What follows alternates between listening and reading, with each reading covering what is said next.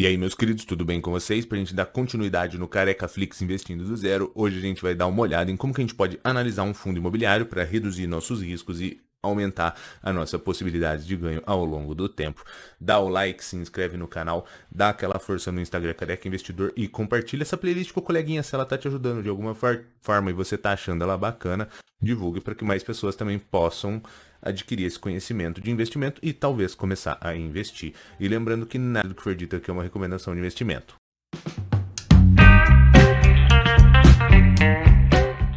Estamos aqui no Status Invest. Se você ainda não conhece, é uma ótima ferramenta para tu fazer uma pré-análise de investimento. Eu digo uma pré-análise porque é claro que os indicadores que você vai ver aqui, além de serem históricos passados, eles são um norte para o histórico futuro, mas não necessariamente eles venham a se concretizar.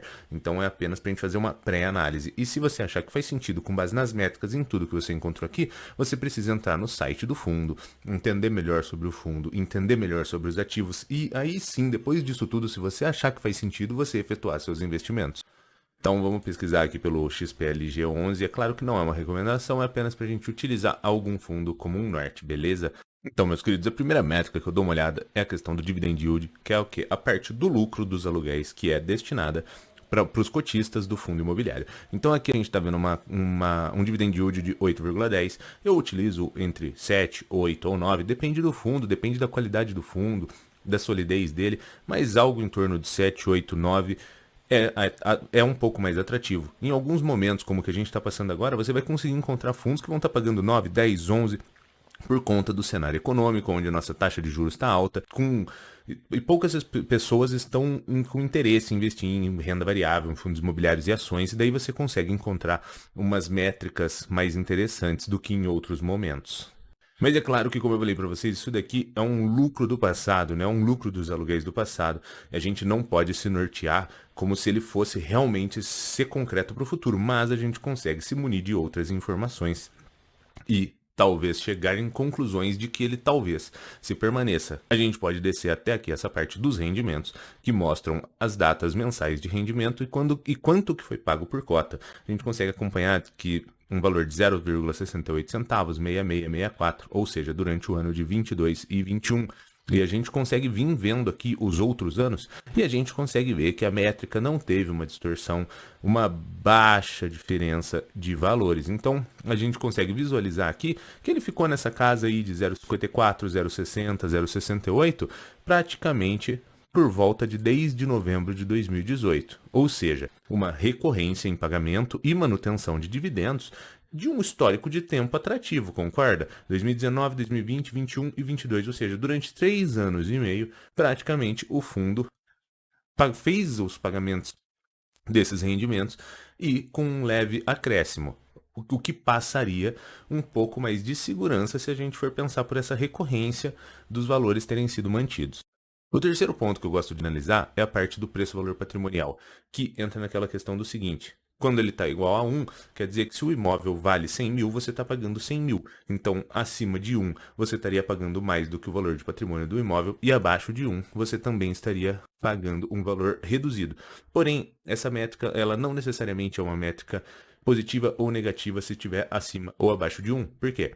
Se estiver acima de 1, pode ser que seja um fundo imobiliário sólido, com ótimos imóveis, com ótimos locatários e passe uma segurança muito maior para o cotista e ele se dispõe a pagar mais por ele.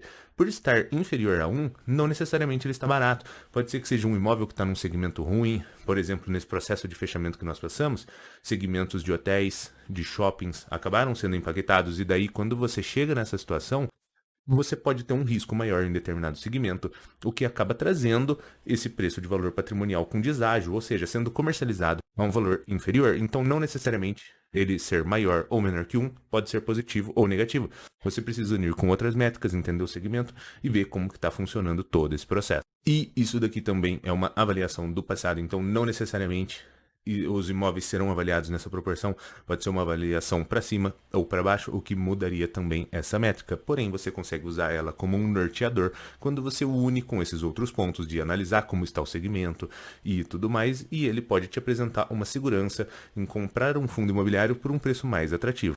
Quando a gente desce um pouco aqui, a gente já consegue visualizar o seguinte: o fundo imobiliário é interessante que você faça investimentos em fundos imobiliários que eles possuam mais do que um imóvel, de preferência. Eu costumo utilizar mais do que 4, 5 imóveis, porque quanto mais imóveis você tem uma menor exposição a risco e uma menor probabilidade de dar algum problema, porque você está exposto a diversos ativos e a diversos locatários. Então, uma possível inadimplência ali, ela é diluída e você não sofre um impacto tão grande. Se ocorre algo pontual com algum imóvel, uma perda de locatário ou algum problema que ele complique essa situação do processo, você não necessariamente vai ter essa perda de patrimônio. Então, essa diversificação em imóveis e em locatários eu acho atrativo, e você consegue visualizar por aqui, que a gente consegue ver os imóveis do fundo, que ele tem uma certa quantidade, acho que são 14, e além de uma diversificação entre imóveis, você tem uma diversificação geográfica aqui, que a gente vê que ele tem imóveis em diversos estados.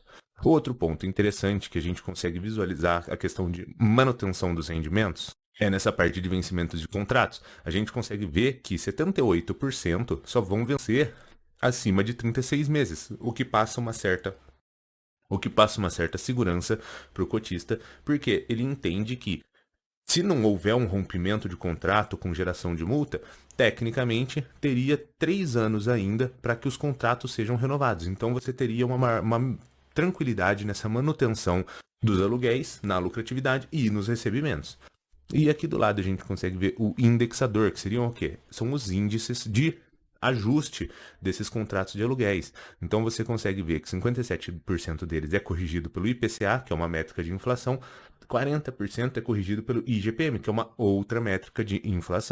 Ou seja, é claro que em 10 minutos não tem como eu te ensinar a fazer uma análise de fundo imobiliário, mas se você dominar essas métricas para fazer essa pré-análise e após isso você ir até o site do fundo, entender melhor sobre o fundo, entender melhor sobre os imóveis, avaliar de uma melhor forma essa recorrência de resultados, muito provavelmente você vai conseguir efetuar um investimento com risco reduzido e aumentar suas possibilidades de ganho. Ou seja, dividend yield atrativo, preço-valor patrimonial interessante, uma recorrência em um espaço de tempo maior sobre esses dividendos, esses rendimentos, para a gente conseguir visualizar essa manutenção e recorrência ao longo de 2, 3, 4, 5 anos, ver essa diversificação entre imóveis, locatários e diversificação geográfica, porque pode também ser atrativo de você estar posicionado em outros estados, ver a recorrência dos contratos, de quando que eles serão renovados, então também traz uma maior tranquilidade para o cotista de saber que vai ter aquela manutenção de uma forma mais tranquila,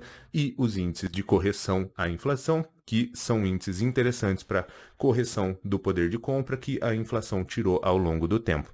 Então, se você curtiu esse vídeo, dá o like, se inscreve no canal, compartilha com o coleguinha, dá essa moral, e lembrando que nada do que for dito aqui é uma recomendação de investimento. Abraço!